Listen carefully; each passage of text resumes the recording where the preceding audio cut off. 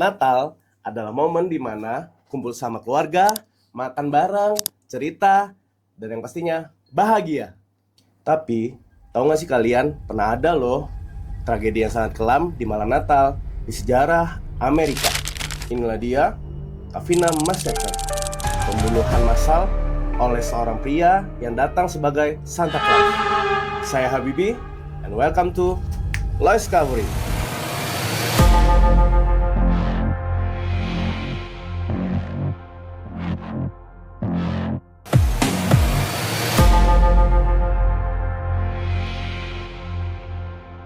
Bruce Jeffrey Pardo lahir pada tahun 1963, seorang yang dikenal pintar dan punya karir yang mapan.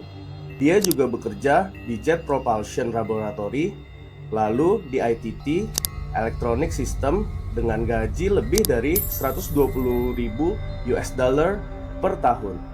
Hidupnya makin stabil setelah menikah dengan Sylvia Ortega pada tahun 2006. Mereka beli rumah, punya tabungan puluhan ribu dolar, dan terlihat bahagia. Tapi di balik itu semua, retakan mulai muncul.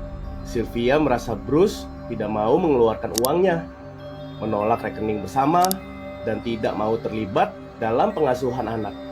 Hingga akhirnya Sylvia menemukan fakta pahit bahwa Bruce punya putra bernama Matthew dari pernikahan sebelumnya.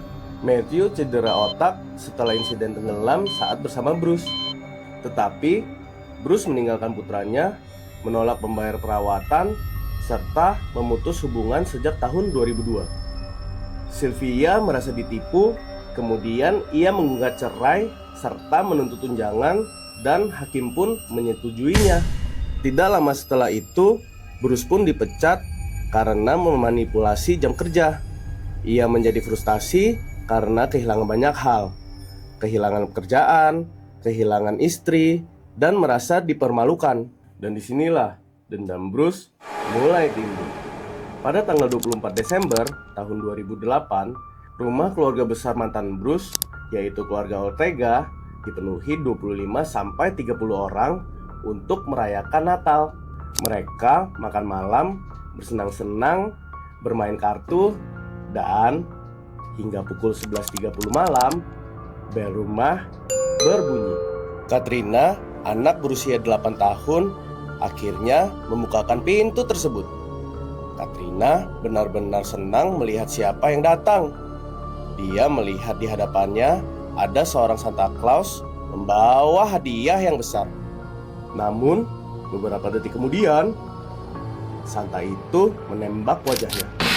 Dan Santa itu adalah Bruce Pardo. Ia membawa 4 senjata dan penyembur api rakitan.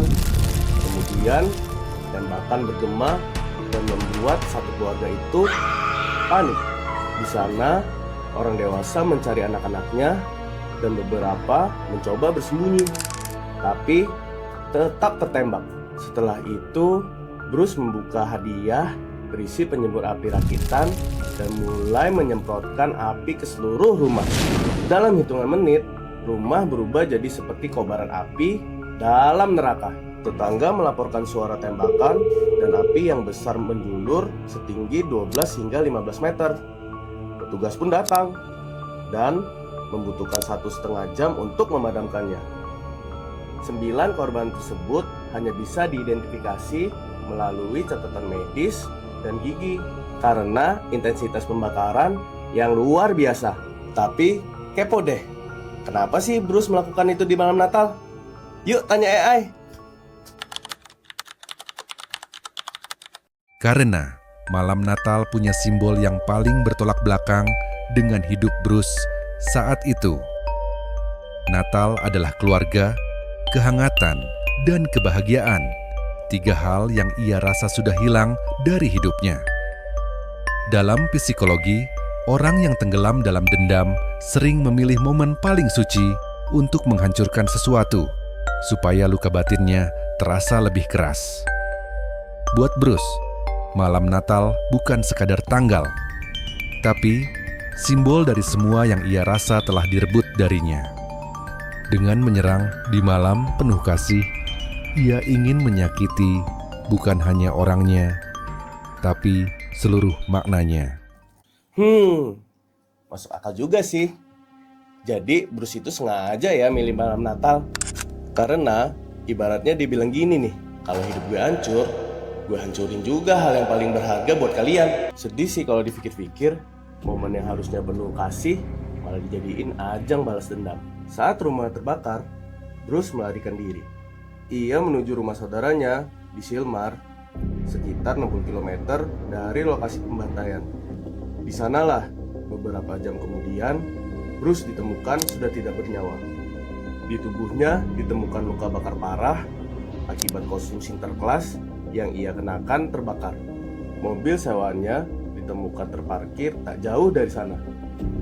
Di dalamnya terdapat kostum Santa berisi bubuk peledak yang siap meledak jika disentuh. Tim penjinak bom pun dipanggil, walaupun akhirnya mobil itu tetap terbakar. Kira-kira Bruce ini psikopat atau orang biasa yang hancur dan kehilangan kendalinya ya? Yuk tanya AI. Bruce bukan psikopat murni. Ia masih punya empati, tapi tenggelam dalam luka emosional yang dalam. Kategori ini disebut revenge-driven killer. Bukan orang tanpa hati, tapi seseorang yang membiarkan gelapnya luka mengambil alih seluruh dirinya. Oh, jadi Bruce itu bukan tipe psikopat dingin yang dari awal memang gak punya rasa ya. Lebih kayak orang biasa yang emosinya menumpuk, terus dibiarin aja tuh, dipupuk, dan sampai akhirnya meledak. Itu dia, kisah dari Covina Mesekle. Malam Natal yang harusnya hangat, damai, dan berkesan, tapi tiba-tiba berubah jadi mimpi yang buruk loh. Hal ini terjadi karena rasa dendam dan emosional yang ditumpuk. Dan dari kisah inilah kita bisa belajar bahwa saat kita berada di posisi terendah, kendalikan emosi sebelum emosi mengendalikan kita. Jangan biarkan kemarahan sesaat menghancurkan masa depan kita atau bahkan kehidupan orang lain. Itu dia teman-teman. Jangan lupa ya subscribe dan nyalain tombol loncengnya.